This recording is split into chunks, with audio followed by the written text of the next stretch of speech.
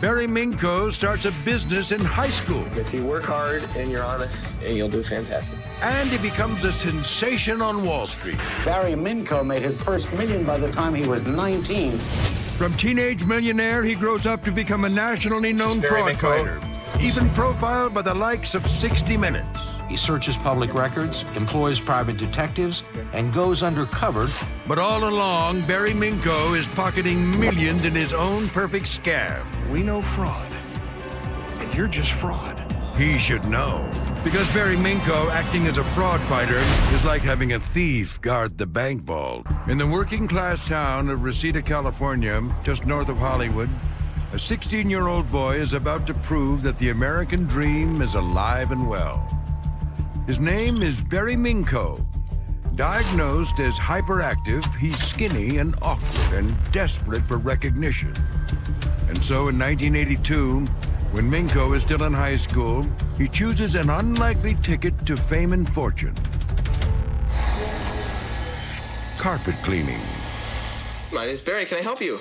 He borrows some money to buy a few machines, hire some friends, and working out of his garage, he opens Z-Best Carpet Cleaners. We are licensed, bonded, and insured, and we guarantee all our work 100% in writing.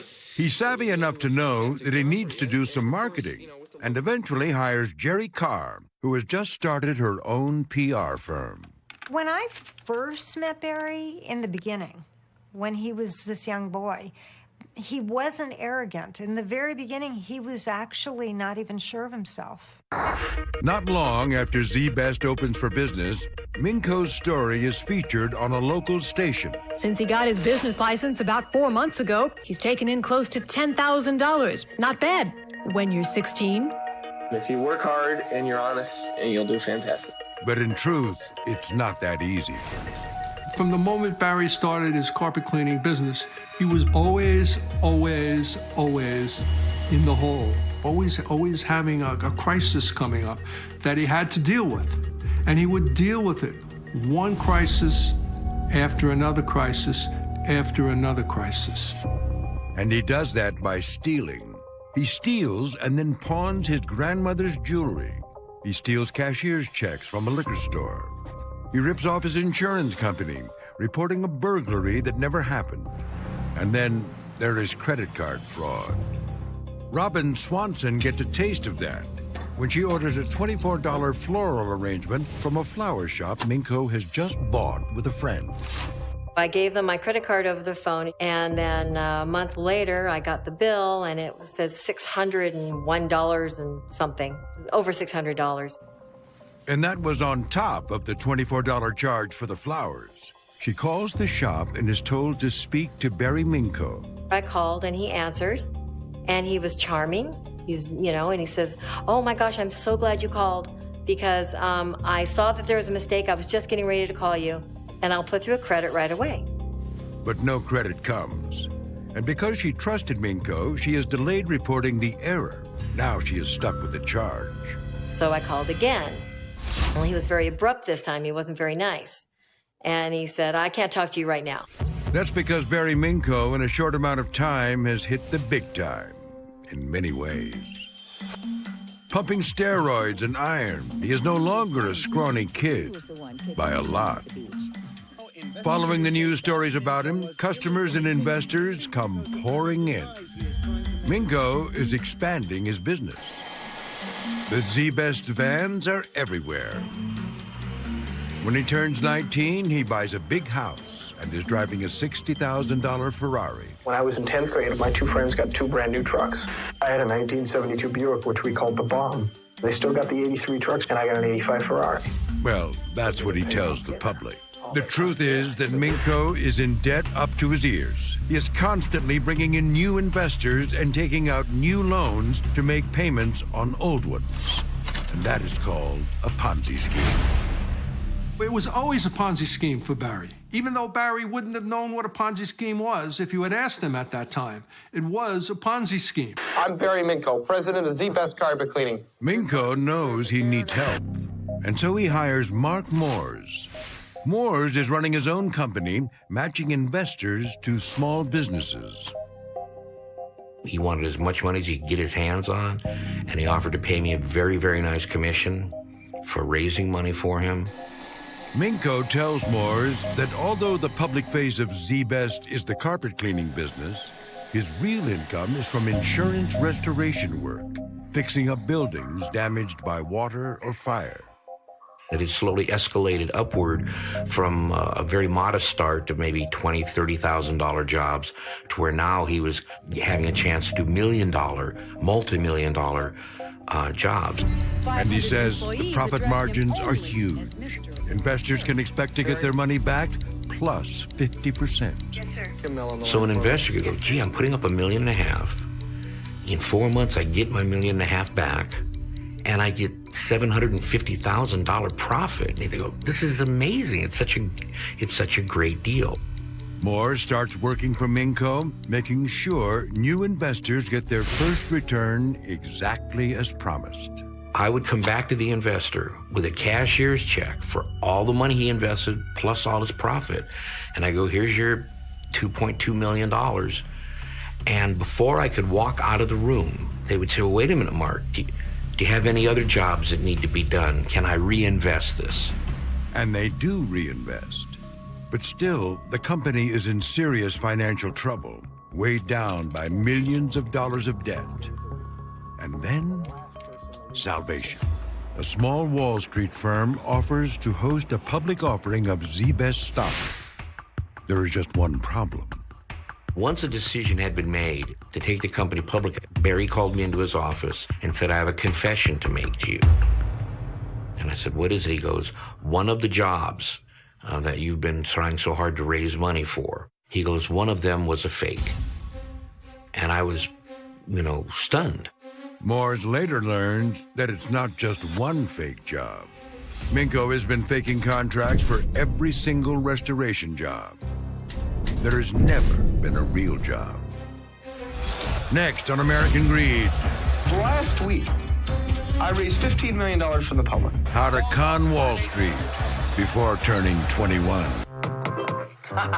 Terrific Tommy's here. We're going to clean your carpets. In the mid-1980s in Los Angeles, a local carpet company, Z-Best, is taking its pitch to television. I'm Bait. I'm Switch. You want to know about our 2-for-1 offer? The ads argue that Z-Best is different from others. It's time you called us. I'm Barry Minko, president of Z-Best Carpet Cleaning. Because it is honest. The company is doing so well, Barry Minko is preparing for a public stock offering. He is the picture of success. He was driving his Ferrari, I was driving my Porsche Turbo, and we just looked like a couple of zany, yuppie bachelors. What was really happening is we were chewing our fingernails down to our elbows, praying that the public offering would come in and come in properly, and then that would solve all of our problems. The problems are loans and lies. For years, Minko has been telling investors and banks that in addition to the carpet cleaning business, he has contracts worth millions of dollars to restore buildings damaged by water and fire. But he does not have real contracts. He has forged documents that look like lucrative contracts with a phony company he created. He uses the fake contracts to attract investors and get loans, and he always needs new money to pay off old debts. But now, Minko and Moores tell themselves that will change after the public offering. There'll be more than enough money between the offering and the credit lines that we were assured we would get once the offering was done to pay off everybody who was, to use Ponzi scheme words, upside down. We could pay off everybody and then just stick to the straight and narrow. But it won't be easy. Minko first needs to maneuver his fraud through the financial scrutiny of accountants on Wall Street. No problem. Mark Moores has it covered. And so I started creating documents by the dozens. Over time, it was in the thousands, making those restoration jobs look like a complete portfolio. Moores knows little about the contracts he needs to create, and he knows now that his mistakes are obvious. Here's the paperwork for a job in a 16-story building in Sacramento. But my favorite on this whole sheet has to do with his handwriting here. I was asked by one of the auditors how many square yards of carpet were in this 16 or 18-story building. And I announced that there were 379,000 square yards of carpet. Well, if you do the math, that's about 3.5 million square feet of carpet. And it would take a building about 80 or 90 stories high to have all of that. But no one catches the errors. The phony paperwork makes it through. The auditors have just one request. They want to personally see that job in Sacramento. On a hope and a prayer, Morse heads to Sacramento in search of a 16-story building to match the job on the phony contract. We did find an 18-story building that was virtually brand new. And I thought, look, 16, 18 ago, we're close enough. He tells the leasing agent he wants to rent a few floors, but he needs his board of directors to check out the space immediately, this Sunday, before he can sign the lease. He then slips the security guard some cash to pretend he recognizes Morse when he returns. So sure enough, the next day when we came in, and he said, "Hi, Mr. Morse, good to see you again, sir. How you doing? Guys did great work." Just that silly song and dance really gave a lot of satisfaction to the people doing the due diligence. It works. In December, the public offering of Z-Best sells out, bringing in $15 million in capital. As the stock soars, Barry Minko is not only worth $100 million, he is now the wonder boy of Wall Street. Barry Minko made his first million by the time he was 19. Now his company is one of the hottest stocks on Wall Street. At the time, he is the youngest person in American financial history to take a company through a public stock offering. I raised $15 million from the public. The city of Los Angeles declares a Barry Minko Day. I remember being on that stage presenting Barry, and there was everyone there. Everyone from USA Today to CNN, everybody. He was the story, I think. I think he was the story in those days. A few months later, Minko is in negotiations to buy a large national carpet cleaning business. And that unsophisticated boy in the garage is long gone. We're on our way to being the General Motors of the carpet cleaning industry. But Barry Minko is about to meet his match. In all his success, he has forgotten about Robin Swanson, but she has not forgotten about him. The wonder boy of Wall Street still owes her $600. She and her husband, Bill, take their case to small claims court, and then Bill heads to Minko's office to serve the papers. A few guys in the parking lot approach him. He tells them he is looking for Barry Minko. And this one guy says, "Well, I'm Minko. Do you know who I am?" And I said, "No." He said, "Well, I'm Barry Minko." And I said, "Well, good. Here's some papers for you to show up in court. You owe me $600. And he took the papers and he ripped them up, threw them on the ground, and said, "That's just chump change, punk." And one of the guys pulled me around and took a swipe at me with his open hand and knocked my brand new sunglasses off. And Barry Minko stepped on him and crushed him. And for Robin Swanson, Minko's rising celebrity status becomes even more infuriating. Just made me mad. So I called the LA Times and I said, this guy's a crook and I can prove it. Days before his big deal is finalized, her story makes newspaper headlines. Behind the Whiz Kid is a trail of false credit card billings. It turns out Robin Swanson is not alone. Minko has stolen as much as $72,000 in false credit card charges. An assistant U.S. attorney decides to look into his business. 8 months later, he and his partners are indicted for conspiracy to commit fraud. I remember laying in bed and my son's dad coming up with the newspaper and saying to me, "You always wanted Barry on the front of the LA Times and the Daily News and the Herald Examiner. Well, you just got your wish. The only problem is he's in handcuffs." Mark Morse turned himself in immediately. The first thing I can say to you is it was a tremendous set of fear, what the future is going to hold. And I'm going to be going to jail. And relief. Incredible relief.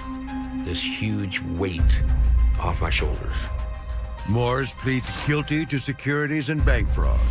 he is sentenced to 8 years in federal prison. And Minko? He's interviewed on 60 Minutes and denies it all. He says that he was the one who was duped. The charges against him are all false. No, I thought I knew what was going on, that everything was perfect. A jury does not believe him. He is convicted on 57 counts and sentenced to 25 years. He thought the whole process was a joke, and that it was a game for Barry. He was just an arrogant young man that had no responsibility and a broken set of values. Next on American Greed, from prisoner to fraud fighter. Welcome to Fraud Biz, making the American economy safe again for the American public. But can Barry Minko sell himself as a changed man?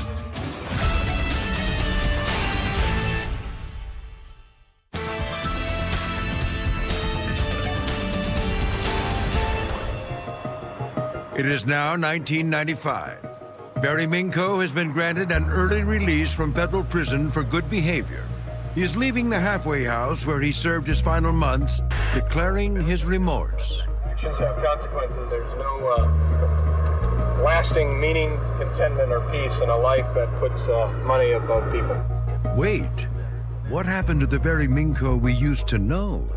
People can change because God changes people. Oh, he found God in prison. He earns a degree from Jerry Falwell's Liberty University. And soon he becomes a pastor at the San Diego Community Bible Church.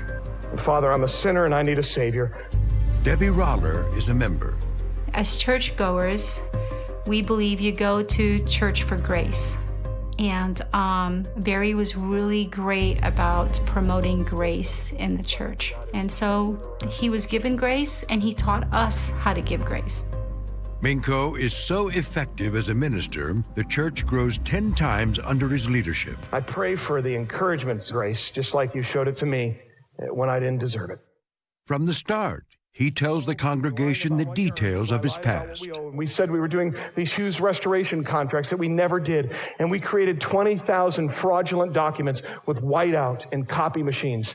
And he is forgiven. That was the old him, you know. So we look at him in a different light because as churchgoers, that's what we're asked to do, is to look at people in God's eyes. At one point, a member of the church asks Minko to look into an investment scheme. When Minko finds evidence of fraud that results in an indictment, he discovers that a former fraudster can become a fraud fighter. He starts a radio show. This is Barry Minko. You're listening to Fraud Biz. And a series of videos. And he has a business, the Fraud Discovery Institute, that exposes million-dollar scams. And he sometimes works as a source for the FBI. It was a Ponzi scheme in the mutual fund that didn't exist. As a result of his good deeds, Minko is released from the requirements of his restitution. And once again, the news media is captivated by the story of Barry Minko. By 2005, he is back on 60 Minutes. He searches public records, employs private detectives, and goes undercover. In his media appearances, Minko says he is doing this work because he cares deeply about investors losing money and stopping scams. Every day I don't do something, somebody's pouring money into this deal. But in time, Minko adds another motive: to make some money for Barry Minko. By 2007, his Fraud Discovery Institute is taking on publicly traded companies like USANA Health Services. He creates websites and videos to spread his allegations of fraud, even interviewing victims. You're thinking some things to describe your experience with USANA. Disappointment? Oh, yes. So much disappointment. Minko looks concerned, but he is also looking to make a profit. What most people don't know is that before he releases his report, Minko shorts stock in USANA. That means he is betting that the stock price will go down when the news media reports his allegations. Because of the persona that he'd cultivated, he had the ability to impact people's views of a company. So when Barry Minko issued a public statement, he was often able to use some very large microphones to get that information out. And those large microphones allowed him to have a very real market impact. Following Minko's report, USANA's stock price does go down. And because he has a short position in USANA stock, the lower the stock falls, the more money he makes. But he doesn't quit there. His next move is to meet with the company executives and offer a retraction for a price. That's particularly telling to me because it identifies how strongly he holds those fraud allegations. If you truly believe those statements to be true, you would not be inclined to retract those statements in exchange for compensation. They lost money because they were doomed to fail and never knew it up front. But reportedly, some companies do pay hundreds of thousands of dollars just to get Barry Minko to stop talking. Next on American Greed, Minko takes on a Fortune 500 company and levels very serious allegations. We know fraud, and you're just fraud. In the fall of 2008 in Miami, executives at the Lennar Corporation, one of the country's largest home builders, are dealing with a crashing housing market. They don't know that clear across the country in California, another kind of trouble is brewing. It is instigated by this man, real estate developer Nicholas Marsh. For 9 years, he and Lennar develop a luxury home community called The Bridges. Marsh has paid tens of millions of dollars on the project, but he claims he is owed more, hundreds of millions of dollars more. Stuart Miller is the CEO of Lennar, a company founded by his father. By 2008, we're finding that we're being sued by Nick Marsh. We can't quite put our finger on where this is coming from, except for the fact that the economy is spiraling downward and Nick Marsh has run out of money. His lawsuits are moving slowly. And so in July, Marsh takes matters into his own hands. He sends a 4-page letter to Lennar's board, charging the company with malfeasance, what he calls dirty little secrets. And what is interesting is he says in the letter to our directors that unless the company resolves these matters to his satisfaction, very nebulous standard, to his satisfaction, he's going to reveal these dirty little secrets to the public and to the authorities. This is a clear threat. Lennar responds by suing Marsh for extortion. And that leads Marsh to bring in the biggest gun he can find, Barry Minko. In December, Minko and Marsh entered into an agreement. Minko promises to launch an all-out expose on Lennar that will have a devastating impact on their stock. The idea was that they would publish false allegations against Lennar and about Lennar's business. And the stock would crater and Lennar would submit to Marsh's demands. In early December, Marsh approves the plan, and in just 1 month's time, Minko's allegedly exhaustive investigation of Lennar is good to go. He contacts agents he knows at the FBI. And then he contacts reporters who trust him, and also Wall Street analysts who cover Lennar's stock. Barry used those relationships to promise a news story that would be coming out by 60 Minutes, an investigative news program that would reveal that these allegations were both under investigation and truthful. Minko launches his attack on January 9th. He has a 30-page report posted on a website named lenron.com, equating Lennar to the Enron scandal. And he posts a video on YouTube. Hi, I'm Barry Minko, the co-founder of the Fraud Discovery Institute, and I'm here to introduce our top 10 red flags for fraud at Lennar Corporation. He gets the immediate reaction he is looking for. We've got to go to Diana Holick right now with breaking news from Washington. Diana?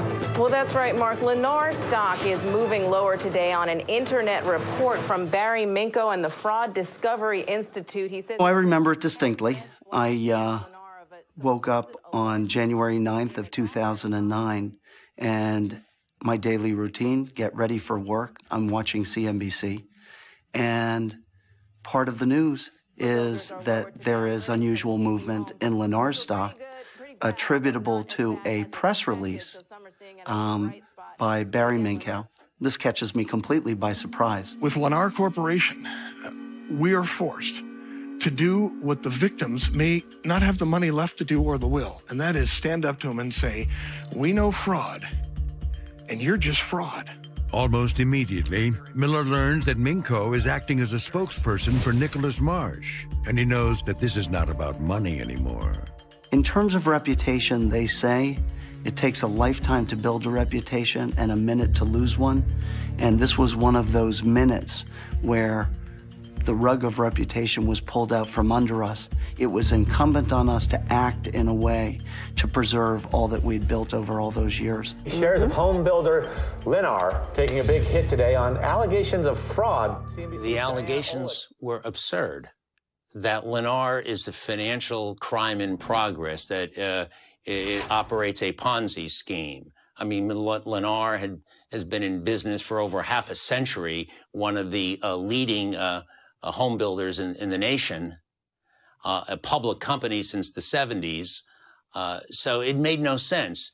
The allegations that were made by Barry Minkow were in many instances flat out false or misleading. For instance, an allegation that the Federal Bureau of Investigation was investigating that Lennar was a Ponzi scheme may in fact have been true. However, he omitted to mention the fact that the reason that the FBI was investigating those allegations was because he himself had made those allegations. And many of the allegations are a kind of wild conjecture. Corporate fraud comes from an environment of fraud at the highest levels. We found a very interesting transaction with Mr. Jaffe, the chief operating officer of Lennar Corporation. One of the red flags that Barry put out there was that supposedly I had improperly obtained a loan for my personal home. And what we found, and that is contained in our report, is that Mr. Jaffe got a loan from a Mr. Veneri, and Mr. Veneri is connected with Lennar and SunCal in Kern County. So he made up this story that makes no sense at all, that somehow money went from A to B and B to C and then back to me through a back door. By late in the afternoon, there can be no doubt that Minko's plot is working. Trading volume in Lennar stock options is more than 30 times what it is on a normal day. Shares of home builder Lennar absolutely tanking today. The stock down 20%. It all started. Finally, Miller tries to grab the microphone away from Barry Minko and point the finger at Nicholas Marsh. We have subsequently filed litigation in Florida against this litigant who has been trying to extort money from the company. But he cannot stop the slide. In that first day, in stock price alone, I believe that what was lost was approximately $350 million of shareholder value. These are innocent people who lost money by being invested in Lennar Corporation. And that was just the first day. Minko keeps the blast up all week. If you look at our stock activity through the next days, I think all told, somewhere around $500 million of stock value was lost as a direct response to the allegations made. And what's in it for Barry Minko? According to his agreement with Nicholas Marsh, he stands to take in as much as $2 million. And Minko needs that money to fund the biggest act of self-promotion one can imagine. Up next, Minko goes Hollywood. Your stock is worth over $100 million. I'm done with you! You don't have God. I'll buy God. In 1987, Barry Minko makes a short video about his success as a carpet cleaner. Bet on me. Now, more than 25 years later, he is trying again to produce his own story. This time, he is hoping for a blockbuster. You are hereby ordered to serve a term of 25 years in jail. It's a full-blown Hollywood production, starring famous actors like James Caan, and also starring Barry Minko. It will cost several $1 million, which may be a reason in 2009 Minko needs Lennar Corporation to pay him to retract his allegations against the company. But he is in for a fight. On January 9th, 2009, when he attacked our reputation, we were never interested in settling with him for $1. It just wasn't going to happen. But Minko and his partner Nicholas Marsh try. At one point, Lennar's attorney, Dan Petrocelli, gets a call from Nick Marsh's attorney and suggests a meeting with Minko. You have this perfunctory meeting where you talk about the accusations, he realizes the error of his ways, and he then agrees to issue a retraction. And when he issues the retraction, the stock will go back up. I said, I see. And what are we supposed to do in return? Well, you're supposed to give us money and Lennar stock. Lennar stock? Really? Accepting Lennar stock in exchange for a retraction runs directly contrary to the idea that Barry believed that Lennar was a Ponzi scheme. No one would accept stock in a corporation if they truly believed that it was a fraud. Petrocelli turns down the offer, and Minko tries to negotiate for himself. Sometime in April, Barry Minkow reached out to us to talk to us and have a discussion about settling in some way, or maybe recasting what he was saying towards something more truthful. It is Easter weekend. Pastor Minko is in Las Vegas shooting his movie. Lennar Chief Operating Officer John Jaffe and Lennar's attorney Dan Petrocelli meet him in his hotel room on Good Friday to show him boxloads of documents that prove his allegations wrong. His response was, oh, wow, I didn't know that. Look at that. No, Marsh never told me that. I didn't realize that. After doing that, we sit down with him and he says, well, you know what? I'm ready to resolve this. I'm ready to make a retraction. All it's going to take is $1 million. That's all. Just give me $1 million. The next day, he gets an email from Minko. He says he's sending it to me, not as the Barry Minkow that's attacking us, but as the Barry Minkow who's a pastor. And he apologizes for the personal harm and he's caused my family. The next day, Easter Sunday, Dan Petrocelli gets a phone call from Barry Minkow's attorney saying, you know what? You won't give us $1 million. How about $250,000? We refer to that as the Easter discount. Rejected again, Minko and Marsh get a new idea as headlines across the country announce expansion of a U.S. government probe into executives accused of dodging taxes by putting money into offshore accounts. He launched a release that suggested that myself and John Jaffe, our chief operating officer, had offshore bank accounts. He had no factual background, no factual basis for making the allegation. And John Jaffe and myself never had an offshore bank account of any sort in our lives. But guess who does have secret bank accounts? That's right. It's Barry Minko. Right here at his own church, the nationally renowned fraud fighter has been up to his old tricks, forging documents so that he can embezzle millions of dollars from people who trust him implicitly. Mr. Minko fraudulently opened bank accounts in the name of the church without anyone at the church knowing about it.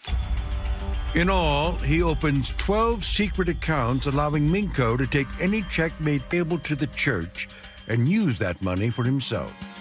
In some cases, Mr. Minko would essentially steal the checks right from the offering plate. And so members of his church think they are supporting the services the church provides, but really funding Barry Minko's movie. The money got siphoned off in cash to pay for the set, to pay for the actors, to pay for, any number of these various things it takes to fund by yourself a Hollywood movie. In one poignant exchange, Minko convinced a grieving husband to make a $75,000 donation to a charity in Sudan in memory of his late. But the money never makes it to Africa. Barry Minko steals it. It shows he actually has no compassion for anyone. It shows that he would steal money absolutely from anyone in any situation, in my mind. Next on American Greed, watch Barry Minko's self-destruct. In any fraud case, you look for the lies and you follow the money. In the case of Lennar Corporation, for months, press releases from Barry Minko's Fraud Discovery Institute blast the Lennar Corporation. He claims they build with illegal Chinese drywall. They don't pay their taxes. Lennar answers every charge, offering detailed reports on why the allegations are untrue.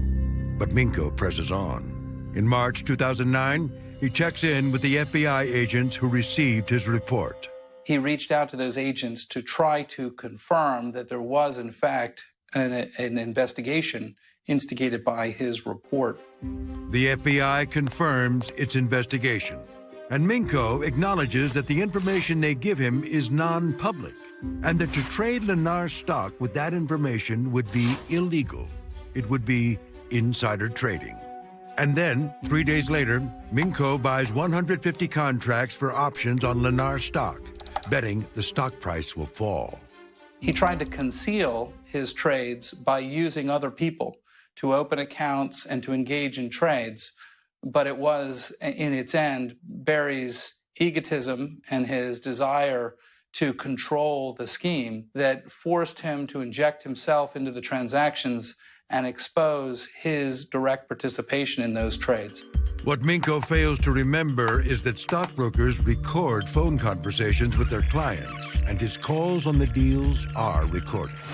He also didn't count on the tenacity of the FBI agents looking into his story.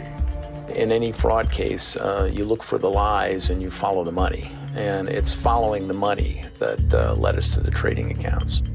There may have been others, but the trade that is found from March 2009 is enough to charge Minko with conspiracy to commit securities fraud. In 2011, he is called in for a debriefing session with the feds. I believe the turning point during that session when we revealed that there was a recording of his having executed trades. And at that point, they asked for a recess, and it was after that he agreed to plead guilty.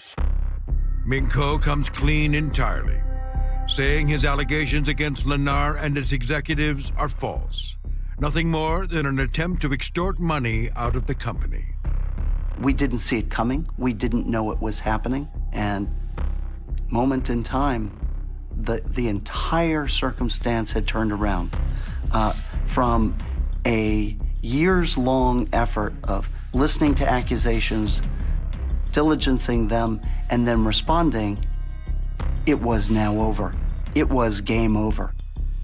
Minko is sentenced to 5 years in prison and ordered to pay Lennar Corporation $580 million in restitution. Nicholas Marsh is not charged criminally. His tactic against Lennar costs him a bundle. Remember the original lawsuit he brought, saying Lennar owed him millions? Every one of Marsh's accusations was found to be invalid, and in fact, the court determined that Marsh owed Lennar lots of money.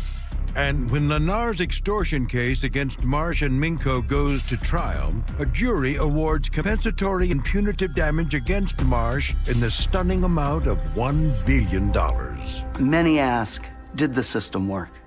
And I have to give kind of a two-sided answer to that and say, on the one hand, Barry Minkow's in jail. Nick Marsh has $1 billion judgment against him. And that would seem like vindication. But the road to get there is very bumpy and very, very expensive. In San Diego, at the Community Bible Church, as members learn that Minko was lying in his stunt against Lennar, they look into the church's coffers. That's when all the questions and all those stories started to come out. You know, I gave $75,000 for this. I gave this much money, and it's not in my records, and it's not in their records. For one of Minko's congregants, who prefers not to be identified, the news of Minko's wrongdoing is particularly devastating. She has loaned him her life savings. I feel terrible. I feel embarrassed. It was so stupid of me to allow him to do this to me. Over many months, Minko positions himself well in her life, counseling her daughters in times of need. I thought helping my children, and he was my pastor. And as I always said, if you can't trust your pastor, who can you trust? And then he moves in with a need of his own. He came to me and asked to borrow, I think first it was $150,000. He said he had stocks, but he was not able to get them out at the time, so he needed cash. And this $150,000 was to go towards finishing the movie. A month later, he's back. He wants $100,000, another loan. I really, truly believed that I would get my money back. I mean, I'm not a gambling person. Some people say, well, you were investing. I said, no, it was a loan. But now Minko is headed to jail, and he knows she will never see the money he took from her. I might lose my house. I was living pretty comfortably before he came along. And now he's devastated my financial security. When the final accounting is done, it is found that Minko embezzled $3 million from the church over a 10-year period.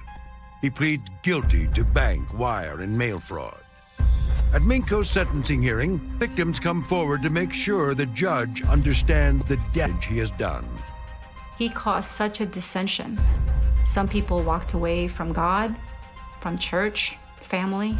Barry Minko is sentenced to 5 years for the Lennar fraud, along with another 5 years for the crime against his church. In his letter to the court, Minko writes that his greed was not for money, but for attention.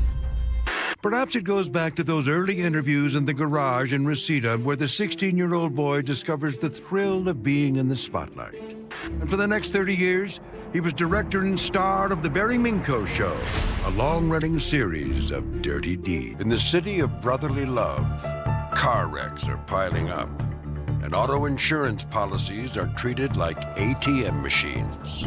What a great way to make $5,000 just by going to the doctors. It's a multi-million-dollar underground business, and everybody gets a piece of the action. The lawyers are in on it, the doctors are in on it, the body shops are in on it, the tow truck operators are in on it. But when the outfit begins to crack, the game turns deadly. Pop, pop, pop, pop, pop, pop, pop. Gunshot to the back of the head, looking directly at me. And the promise of easy money for the participants proves as phony as the car wrecks themselves. And I'm getting crumbs and end up in jail. I mean, for what? June 4th, 2007, on Philadelphia's congested I-95 corridor, federal agents pursue a fugitive at speeds topping 100 miles per hour.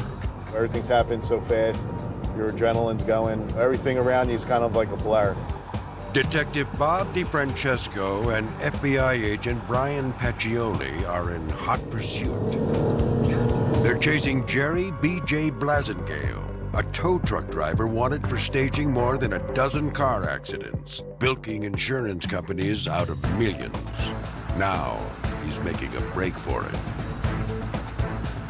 Going in and out of traffic, coming within inches of wrecking them and wrecking himself. Agents will put their lives on the line, attempting to make the arrest. Blasingale is part of a massive $2 million auto insurance fraud ring.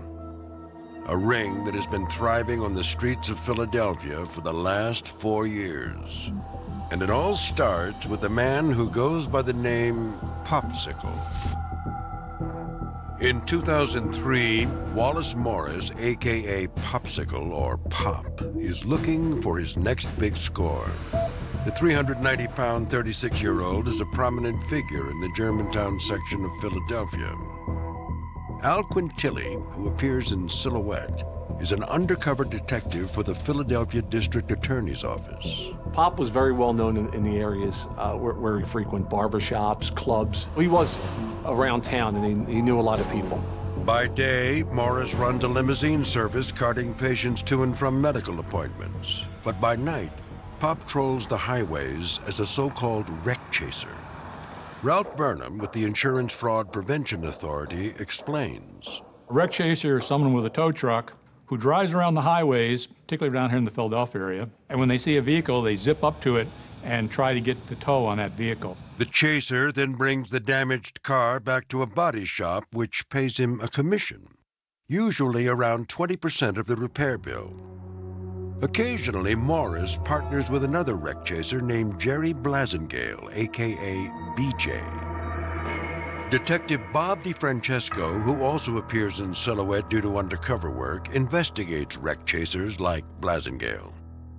He was like well known in North Philly. He was always driving like the shiny tow truck and People thought he had money and was somebody. According to DeFrancesco, their operation works like this. Morris, in his own car, speeds ahead to the site of a wreck. It's a lot easier to drive in a normal vehicle and get to the scene of accident when you're trying to race to a scene with a tow truck. Once Morris gets the towing job, Blasingale tows the wreck. It's a nimble operation, and the pair knows exactly where to bring the cars. This is the former home of J.R. Auto Body, a shop managed by Danny Cupaiello.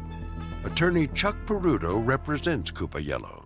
Well, Cupaiello was the body shop of choice because he was generous. He really took care of the tow operators. And when the car came in, they knew that he would do more damage to the car. That is, he'd ram it into the wall or back another car into it and do more damage. The practice is called damage enhancement. And as Ralph Burnham explains, scammers in Philadelphia have refined it into an art form. One body shop had actually fitted, allegedly, a number of bumpers to a forklift so that they could drive it, crash it repeatedly into the vehicle that had been brought into the shop. More damage means a bigger claim. A bigger claim means a higher commission for the chasers. But sometimes wrecks run scarce, and Blasingale needs to get creative. He would have girlfriends and talk them into buying cars for him, and then he would wreck them on their insurance claims. These staged accidents are a rough sketch of what will later become a multi-million-dollar masterpiece of fraud. In its early incarnation, ring members will go to great lengths to ensure things look legitimate when the cops show up. Cupaiello has even been known to perform some on-the-spot dentistry for one of his accident victims. Danny tied a string around his tooth and pulled his tooth out, causing him to bleed profusely, and he told him to start spitting the blood around the car, around the dashboard, and around the steering wheel, and around the windshield. So it would look like a legitimate accident, like a legitimate impact. The racket is paying off, even for the guy with the string on his tooth. But Morris and Blasingale wondered if they can run the con without anyone bleeding. Thanks to an old childhood friend of Blasingale, it's about to get a lot easier. Drexel Reed is a 32-year-old Philadelphia Highway Patrol officer. He and Blasingale grew up together and now work the same highways. Sometimes Blasingale asks Officer Reed to write police reports when officers don't respond to the wrecks he chases. He would tell them that, oh, like no one ever responded, or, you know, we waited, here's all the information for the cars that were involved. You want to write up a report? Blasingale soon realizes this can become the perfect scam. Well, then I guess BJ saw that it was easy, just give him information, and he would write up the reports. Up next, watch Blasingale and Morris turn police reports into profits. You could do this week in and week out and never get caught.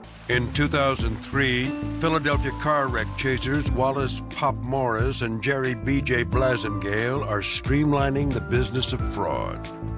The duo makes commissions by bringing wrecks into local body shops. When business is slow, they stage their own crashes.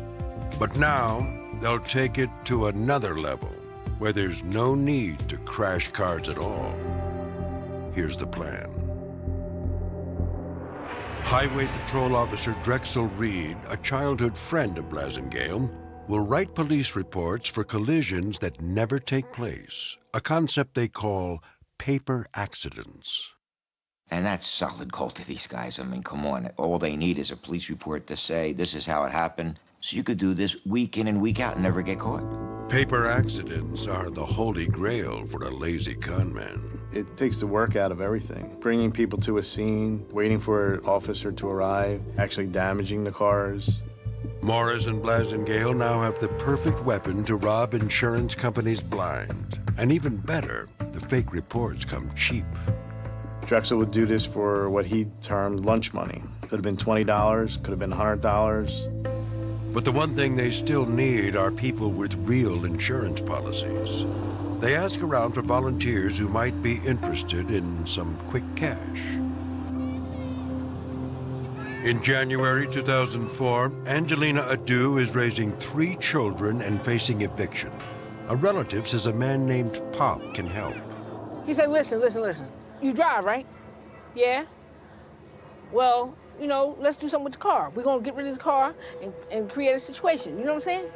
Morris says they will damage the car and then send it to a body shop. A few weeks later, she will get an insurance check worth thousands. All she has to do is give him a small portion for his trouble. You don't want to do the wrong things. But this is, you know, we live in a society where you got to make ends meet for your kids, your family, and they come first. It's a hell of a wall to be put up against. She gives Morris her car. He and Blasingale will use a U-Haul truck to ram the bumper and then have Officer Reed write up an accident report. But while waiting for their fake report, they run into some parking trouble with Adu's car.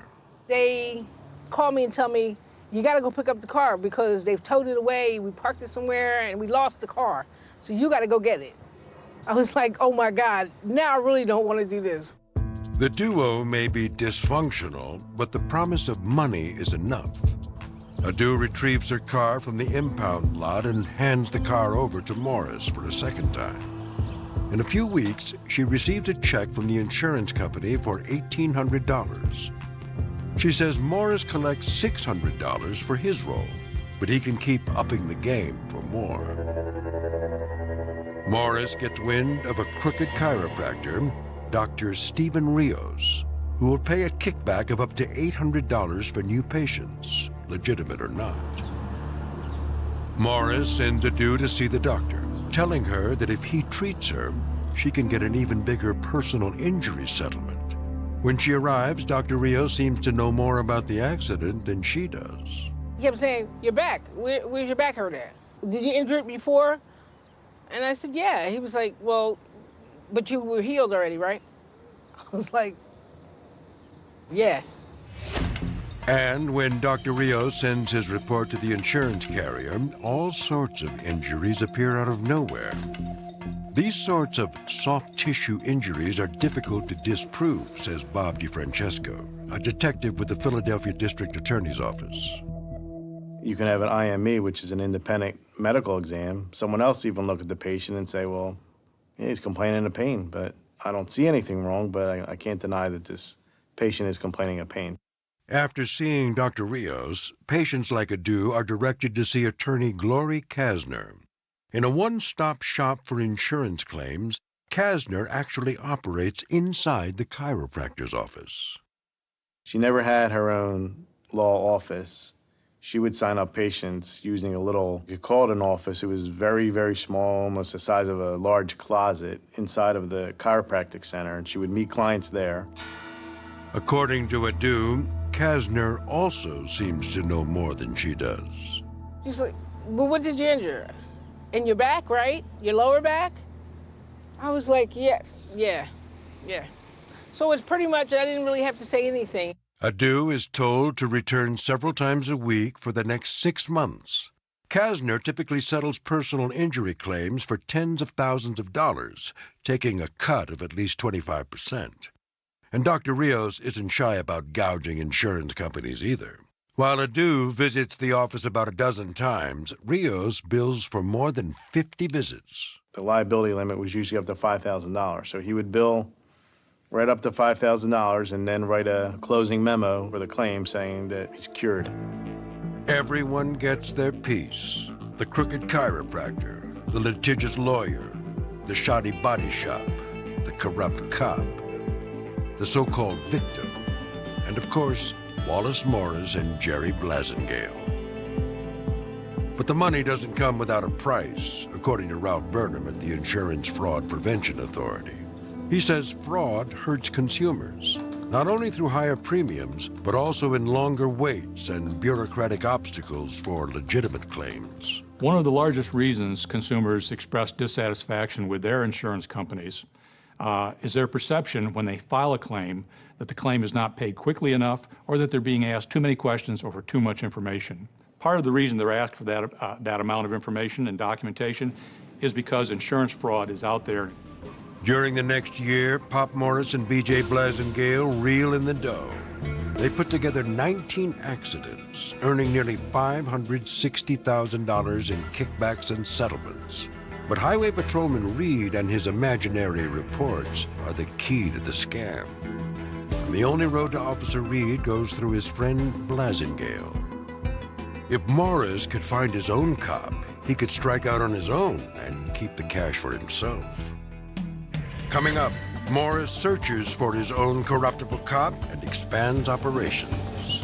286 people were involved in this scam. He was looking to make money any way he can. In 2004, Philadelphia native Wallace Pop Morris is turning car wrecks into big money. He and his partner, Jerry B.J. Blasingale, use fake police reports to con insurance companies out of millions. But sometime in 2004, the duo is at odds. Their phony police reports are written by Highway Patrolman Drexel Reed, a childhood friend of Blasingale. That means Morris has to go through Blasingale for everything and split the cash. But a chance meeting will change all that.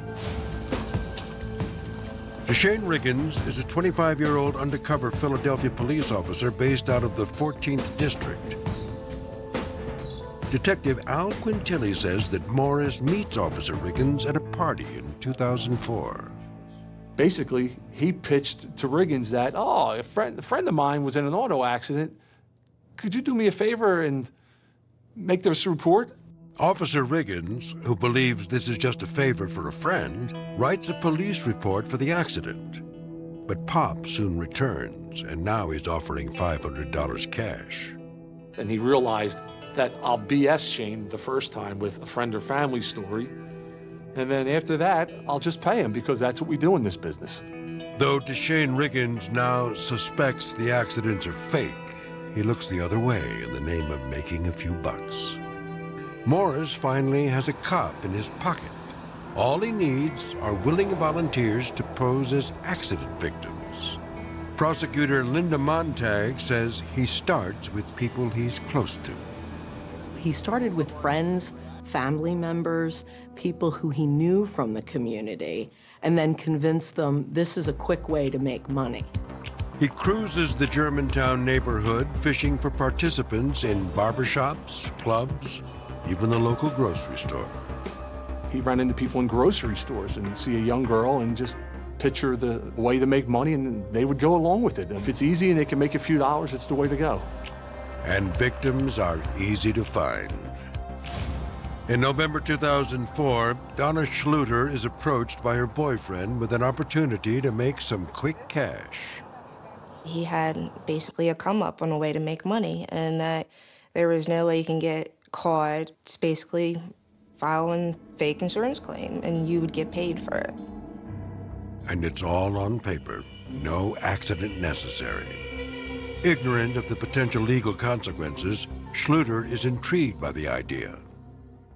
Everybody needs a little money here and there, a little help. I figured why not? If you can't get in trouble, then why not do it? She meets with Morris, who takes her to an attorney. Pop was in the office with us. They already had it written down. Going down Germantown, and we hit a pothole and somebody hit me. It was just a bogus story. After her appointment with the attorney, Schluter is taken to a chiropractor, where she has a similar experience. Why are you here? Well, I had a car accident. We were sent from our lawyer to come and get treatment. And he didn't really ask anything. She is told to return 3 times a week for the next 6 months. No small task. But Schluter doesn't mind. You know, you're going for a free massage every 3 days out of the week for 6 months. Who wouldn't like it? In the end, she is awarded a $5,000 settlement. The attorney takes $2,000. And the rest? I was stupid enough and handed it over to my ex. He dealt with Pop, gave him a little bit out of that check. And then after that, I didn't really see any of it because he wanted to pay his rent to get himself out of debt. But others fare better. And word of Morris's business spreads fast. Soon, Officer Riggins is working overtime on the fake reports. Ultimately, he was doing 2 accidents a month. Would have been anywhere from $600 to $1,000 a month Deshane was receiving from Pops to write these fake auto accident reports. And Morris is raking it in. By 2006, he recruits 286 people to be involved in 45 different accidents. He's getting referral fees from doctors and lawyers, and he takes a cut of each settlement, earning thousands from each phony wreck. It was like a full-time job. I mean, he picked up people, dropped people off, created action reports, met with the cops, met with the doctors, met with the attorneys. He uses the money to fund his frequent trips to Vegas, where he hones his skills at the poker table. While his scam is making him rich, 17 insurance companies are out some $1.2 million. But as his fraud ring grows, it depends on more and more players to keep it going. And it only takes one slip-up to bring the whole scheme crashing down. Coming up, a body shop messes with the wrong customer, and Pop Morris's former partner makes a run for it. He was going in and out of traffic, coming within inches of wrecking them and wrecking himself. In 2005, a massive insurance fraud ring is thriving on the streets of Philadelphia. Through two parallel schemes, recruiters Wallace Pop Morris and Jerry B.J. Blasingale are getting cops to write phony car accident reports. Then, using doctors, lawyers, and body shops to put insurance companies through the ringer. Nationwide, Progressive, Allstate, AIG, Geico, Safe Oil, Rutgers, Erie, Liberty Mutual, Leader, Infinity, Farmers, USA, and Capital.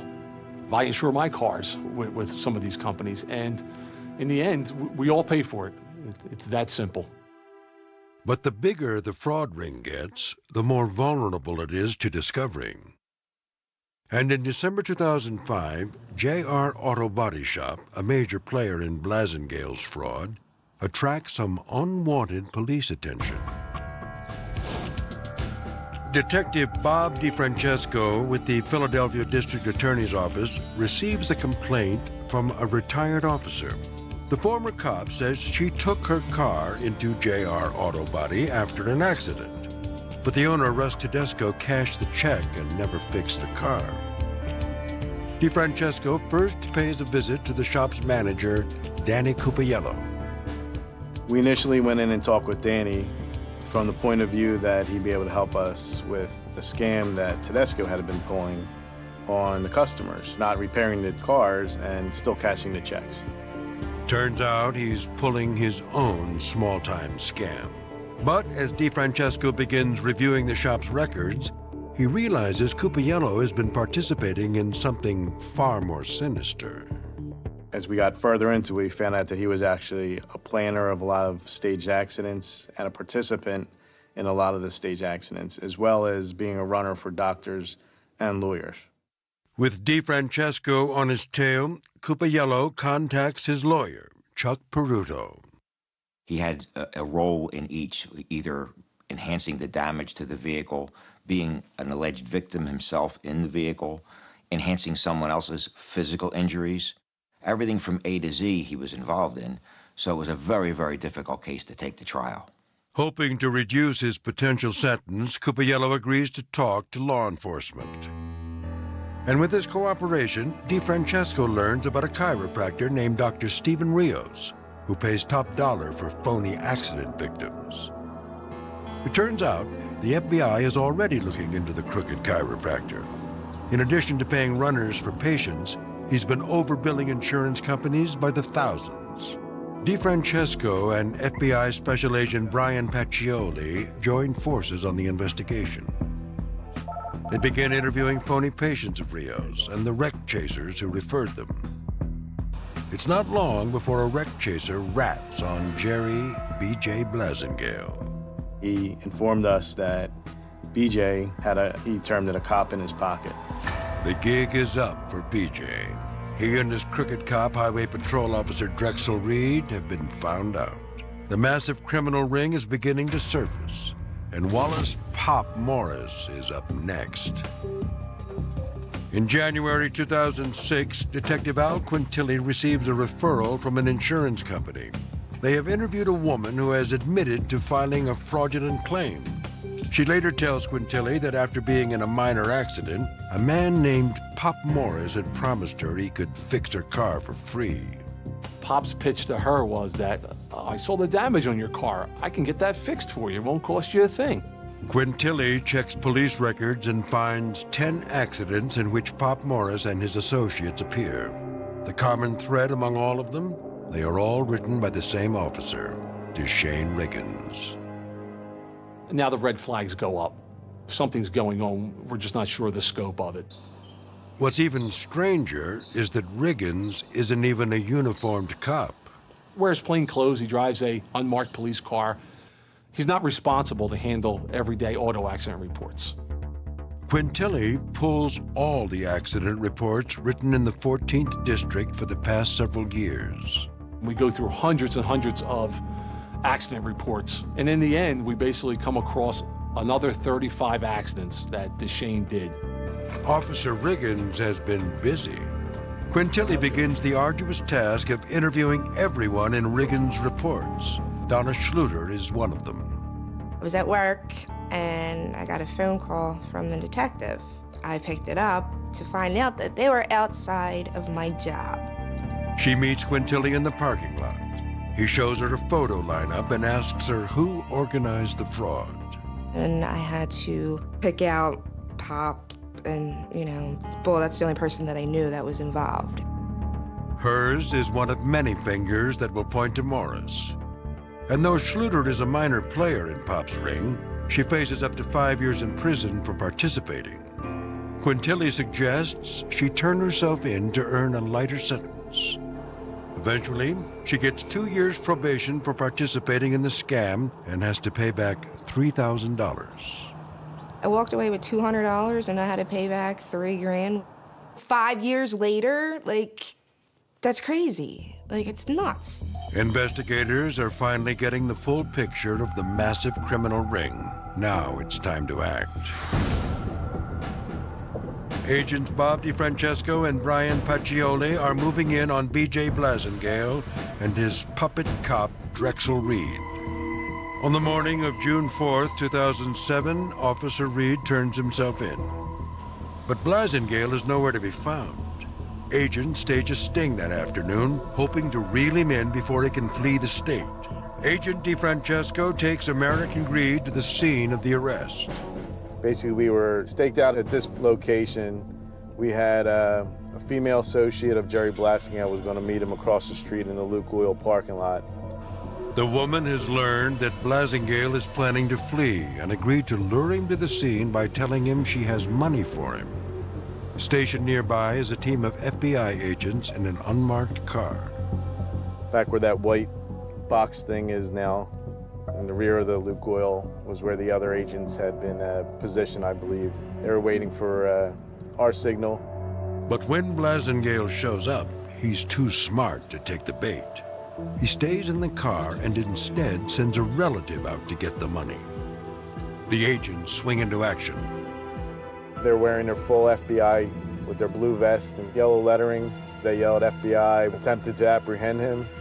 Blasingale, still in his car, takes off. He heads for the nearby on-ramp, and agents DeFrancesco and Paccioli follow in pursuit.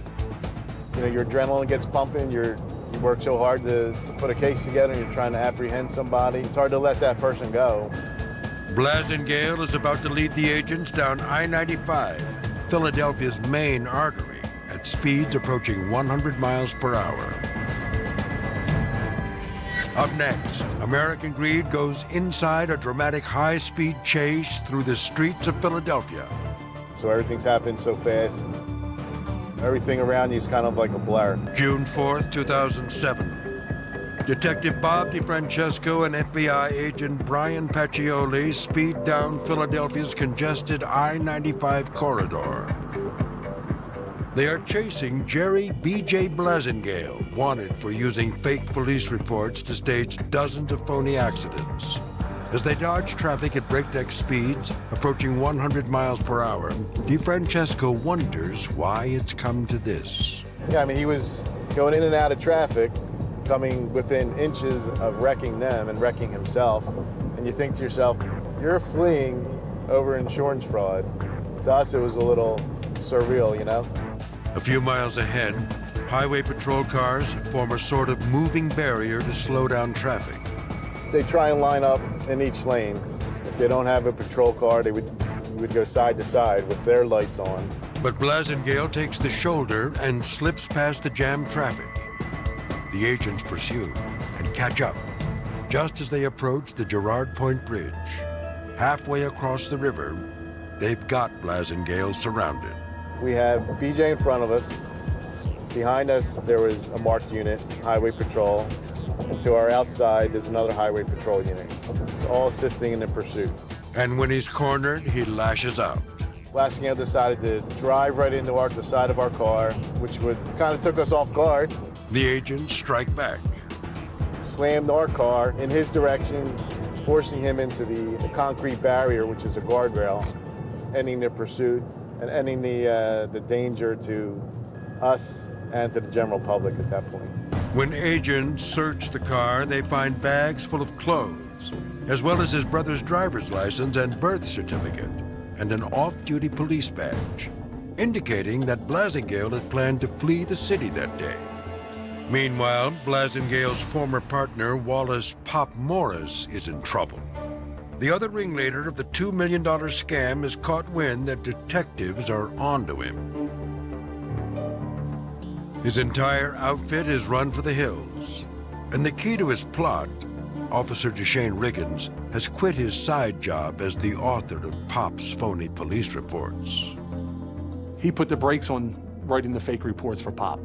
So now, that's what they do. They had to come up with another way of making money. Morris has lost the engine that drives his fraud machine, but he depends on the cash the scam brings in every year. So he'll have to go back to making money the more dangerous way, staging real car crashes with real cops. They basically did it the hard way.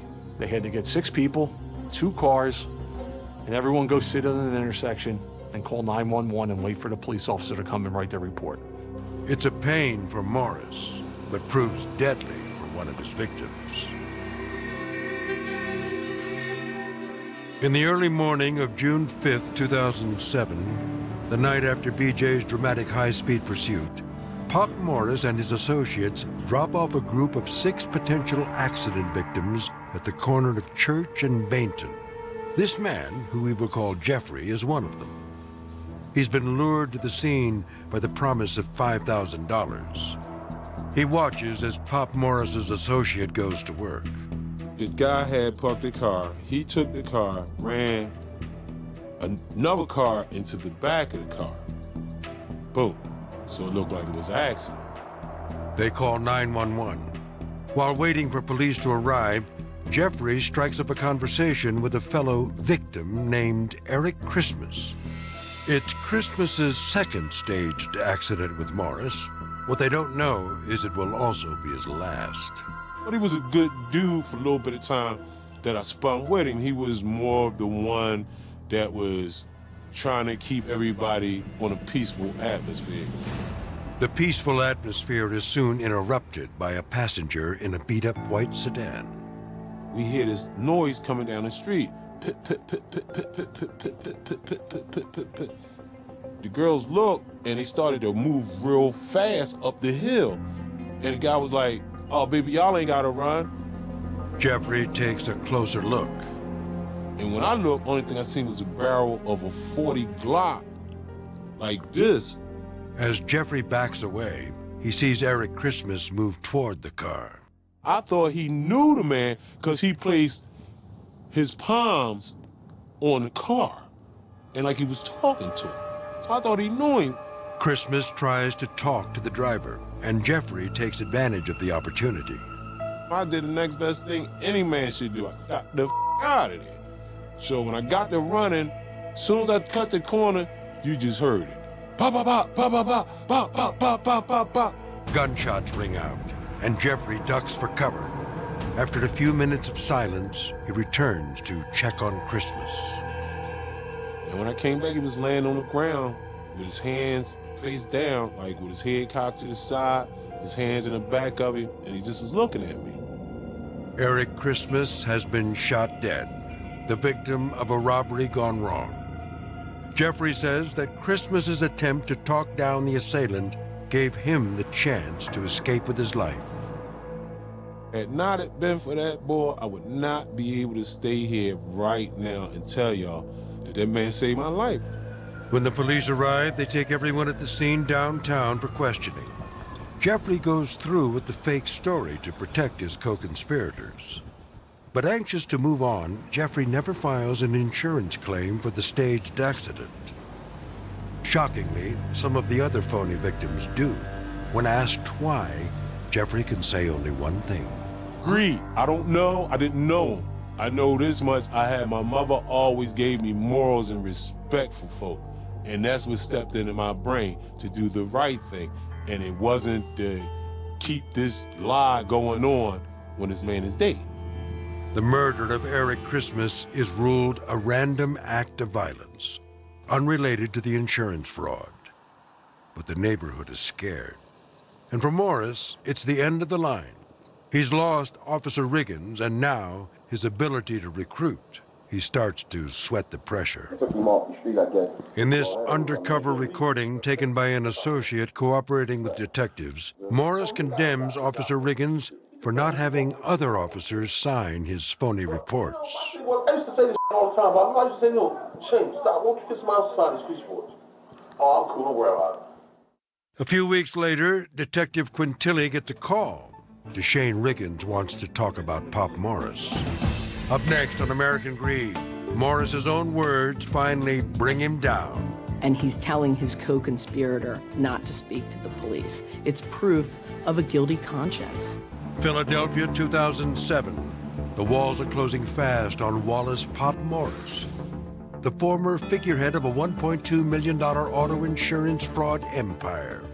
Philadelphia police officer Shane Riggins, who once wrote Pop's fake accident reports, is now cooperating with the district attorney's office.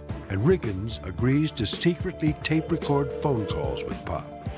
Yo, what's up, dog? In this one, Pop urges him not to talk to the police. Hey, nothing. As long as you stick to your guns, homie. Prosecutor Linda Montag says this is a home run. What you hear is Pop saying, don't talk to anybody, don't tell them anything, don't speak to the detectives.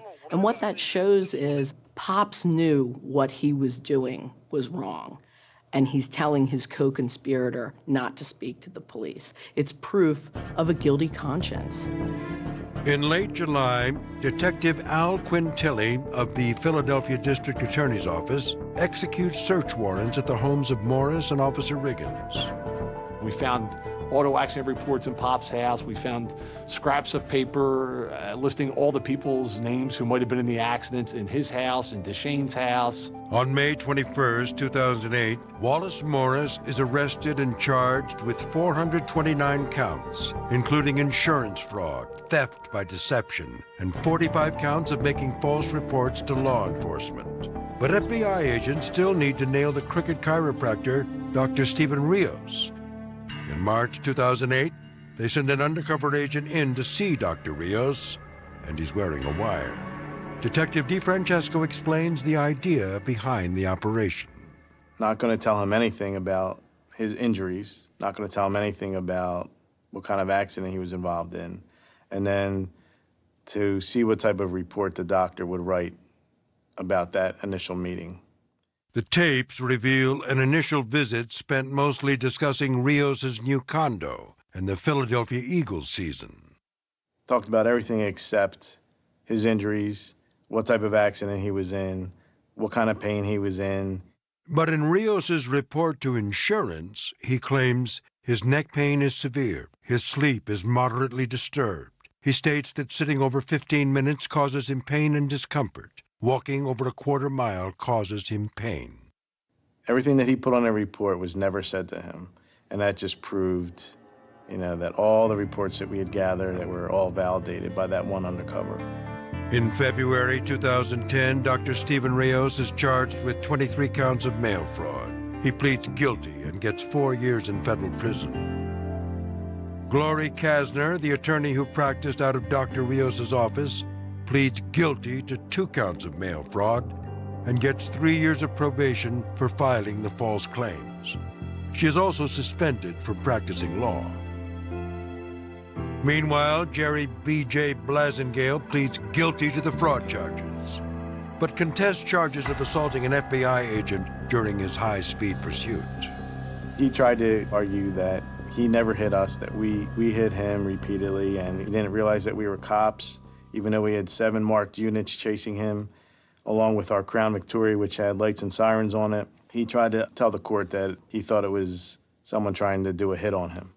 He is eventually found guilty and gets 8 years in federal prison. His childhood friend, Officer Drexel Reed, gets 2.5 years in prison for writing the fake accident reports. According to him, it wasn't for the money. It was just because he was friends with BJ and he thought, he was doing it for a friend. And essentially, he gave up his whole police career for these stupid reports. Daniel Cupayello, the damage-enhancing mechanic, is given 5 years of probation for his cooperation in bringing down the ring. The judge said from the bench, as brilliant and as calculated as he was in committing the crime, he was just as brilliant, calculating, and honest in leading them to every individual who was involved. Wallace Pop Morris, a ringleader of the massive underground business, pleads guilty.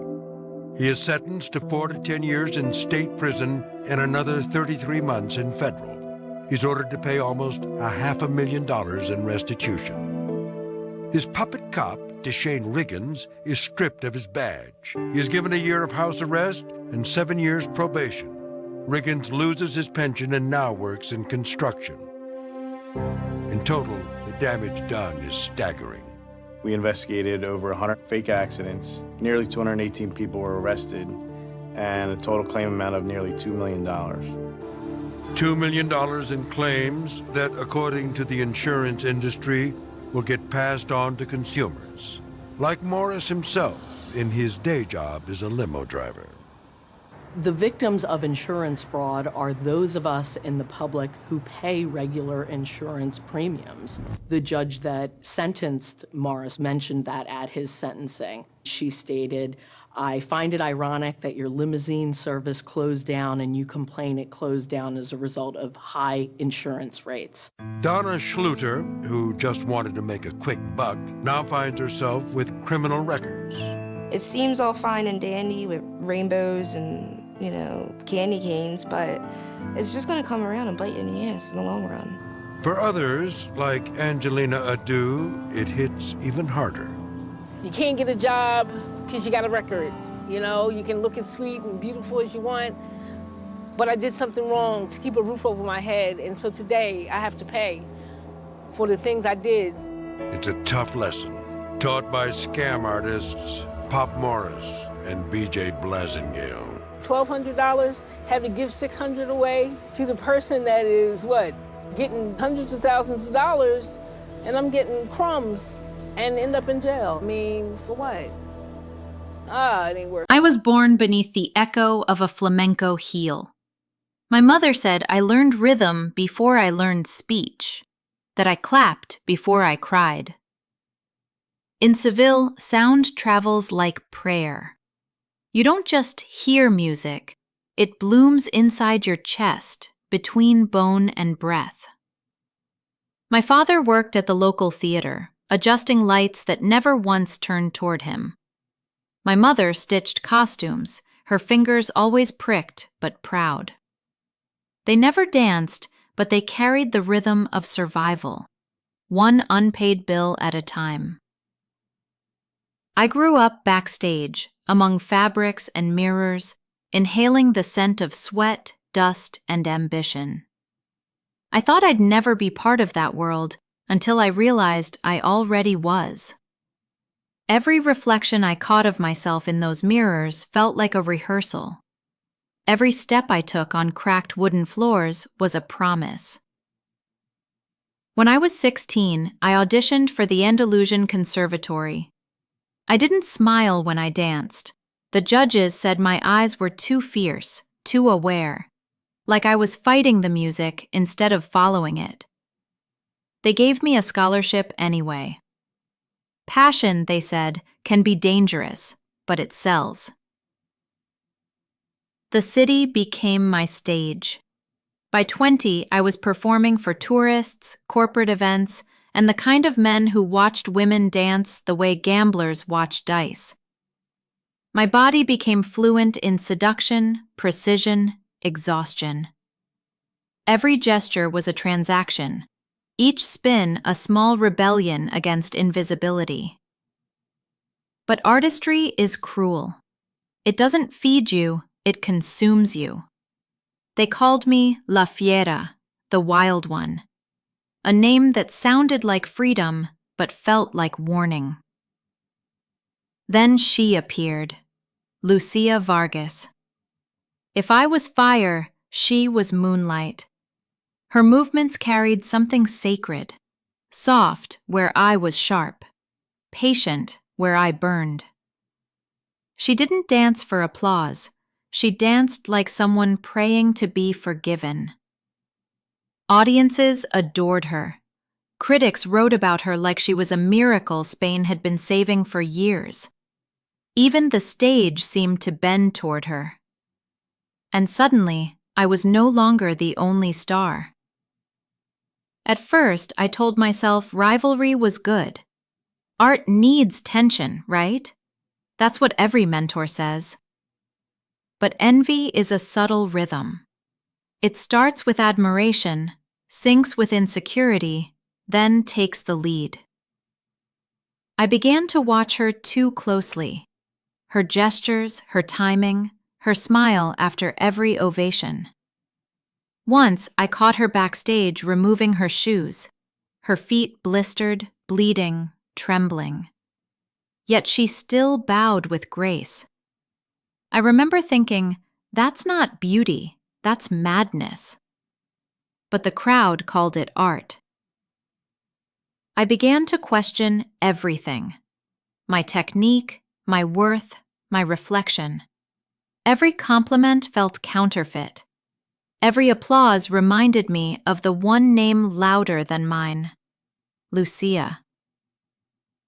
The director announced the Gran Gala de Sevilla, a national showcase. The winner would represent Spain in an international tour, a single title that could rewrite a career. I trained harder, faster. I slept on the studio floor, ate standing up, punished every imperfection. But no matter how I danced, Lucia always moved with that same quiet grace, as if she carried no hunger at all. During rehearsals, the director said, "You both have fire, but hers is the kind that warms. Yours burns everything." I laughed, but something inside me tightened. That was the first time I realized admiration could become a wound. Why do they worship her pain and call mine pride? Why does her fragility look like poetry while mine feels like shame?